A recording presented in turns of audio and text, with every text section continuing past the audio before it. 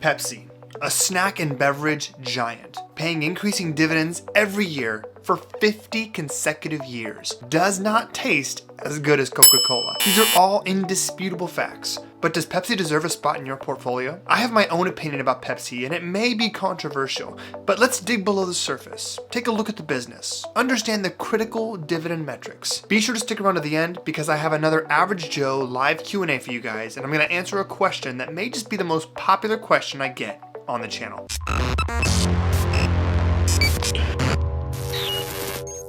PepsiCo is the next dividend aristocrat we're covering on our journey to cover every single one of the dividend aristocrats. It's in the consumer's staples sector of the economy, paying increasing dividends now every year, like I said, for 50 consecutive years. Let's start off by taking a closer look at the actual business. Now, if you liked all the brands that we saw with Coca-Cola, you're gonna like Pepsi even more because not only are they a behemoth in the beverage industry, they're also diversified into snacks. There are so many different brands that people use on a daily basis. Brisk iced tea, Cracker Jacks, Spitz sunflower seeds, Sun Chips, Mountain Dew, Cheetos, Doritos, Gatorade, Tostitos, Ocean Spray. And you'll notice when it comes to their net revenue and their operating profit, they're very diversified across both beverages and snacks. Frito-Lay North America makes up 25% of the business, and that's where a lot of the snacks come from.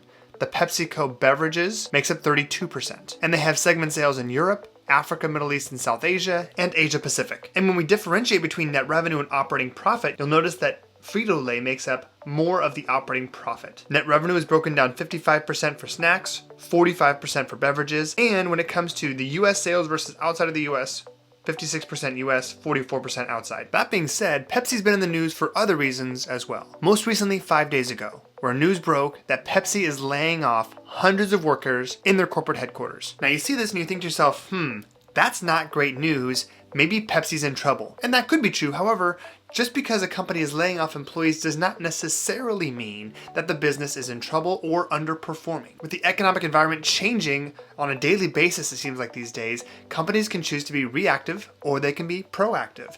And in this case, it seems to me like Pepsi is being proactive. And these are layoffs happening in companies' headquarters, which likely means these are employees that are not directly tied to revenue generation. In other words, this seems a little bit like the fat that needs to be trimmed just to make sure the business is as efficient as possible.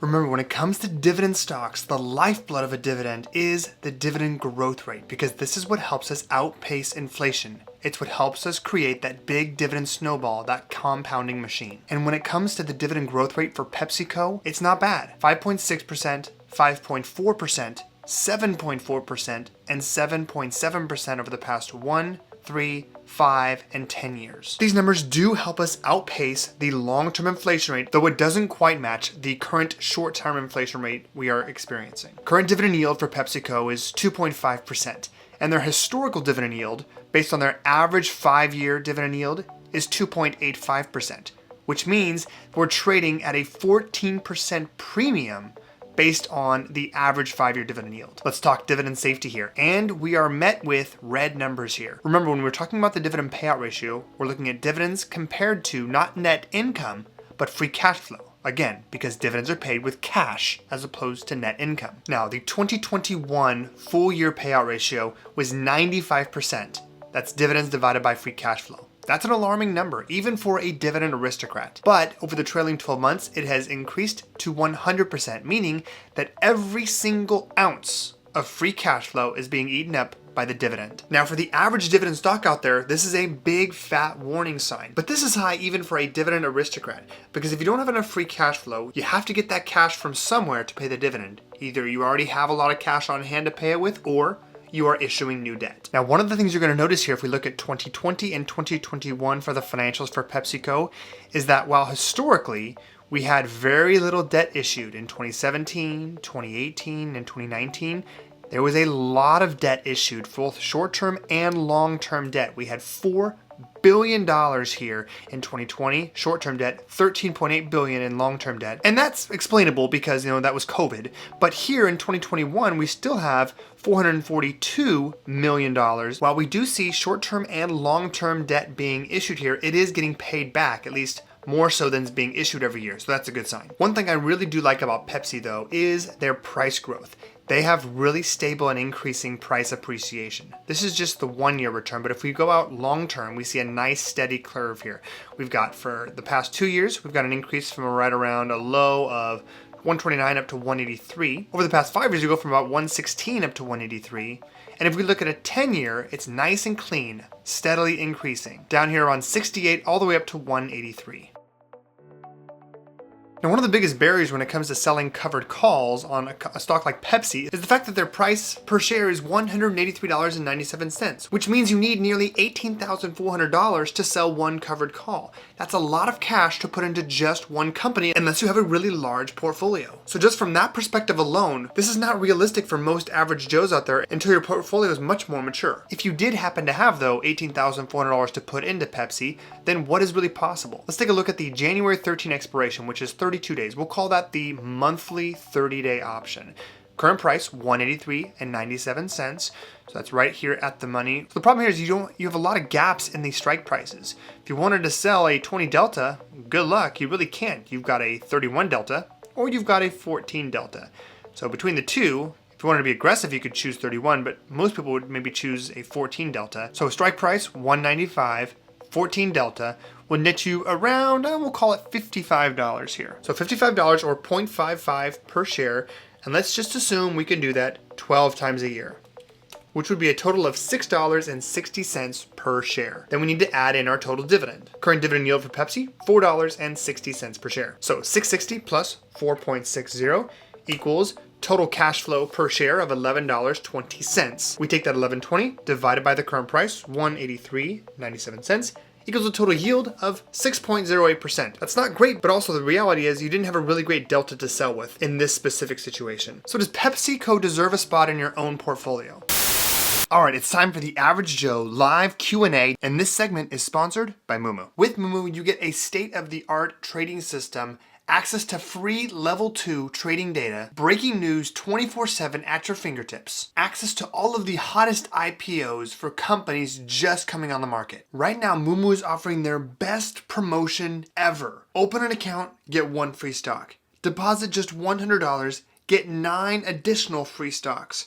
Deposit $1,000, and not only do you get 10 more free stocks, you have 1 entry into their amazing Holiday Magic Sweepstakes. The ability to potentially win $50,000 or an additional $1,000. If you want to give Moomoo a try, make sure to check out the link down in the description below. Hey Joe, so I want to get started investing in dividend stocks, but how do I decide on if I should invest dividend stocks or index funds for my retirement? I have a lot of time before I retire. Should I do both strategies or just pick one? This is a great question, and I think the answer is different for every investor. For me personally, I have a balanced approach. In my retirement accounts, I hold exclusively S&P 500 index funds. I like to keep my retirement income very simple, and I have the ability, once I reach 100 shares, to start selling covered calls on the S&P 500 index funds. But at the same time, I also have a dividend investment portfolio, which I feature here on the channel. And that's twofold. Number one, because I have specific cash flow needs here very soon, which is going to be our family's trip around the country for an entire year. And secondly, I have very specific goals to be able to retire earlier than the standard retirement age. And to do that, I'm going to be using passive income from my dividend portfolio. So as a young investor, kudos for getting started so early, and you've got a lot of time on your hands. I think personally what I would do if I were a young investor is I would focus first on building a portfolio for my long-term retirement. And to do that, I would personally just keep it simple with an S&P 500 index fund. Keep it simple there, and as that portfolio starts to grow and you start to get a firm grasp on what is really important to you in your own life, such as the career you want to have and the types of freedom you want to have and when you want to retire, at that point you can start realistically thinking about what types of investments are the best fit for what I want to accomplish. I love dividends, I love passive income, but I don't necessarily advocate for only investing in dividend stocks and only having passive income, especially when you're such a young investor. Hope that answers your question. So does PepsiCo deserve a spot in your own portfolio? For me, the answer is no. That doesn't mean that Pepsi is a bad company. For the average Joe out there, you probably don't have $18,000 to stick into this company so you can start selling covered calls. And even when you do that, you're not getting a great yield on your cash. Now, to be fair, it does over double your cash flow from the investment, but at the same time, if you're gonna go into one stock like Pepsi, why not just go into a dividend ETF, such as the best dividend ETF in the world? SCHD, which happens to make up 25% of my portfolio. And this is an investment I sell covered calls on. So PepsiCo makes sense for somebody with a mature portfolio where you might have $18,000 or $36,000 allocated to a stock like Pepsi, in which case, go for it. Sell covered calls. At the same time though, that dividend payout ratio based on free cash flow is alarming. Yes, it's a great dividend stock that's been paying dividends now for 50 consecutive years, and that in and of itself is very stable, but I don't like to touch dividend stocks that are around 100%. Make sure to leave your 2 cents down in the comments below. Let me know which dividend aristocrat or dividend king you want me to cover next. Remember, I respond to all comments left on the day I publish a video. That's all I got for you guys in this video. Have a great rest of your day, and thanks for watching.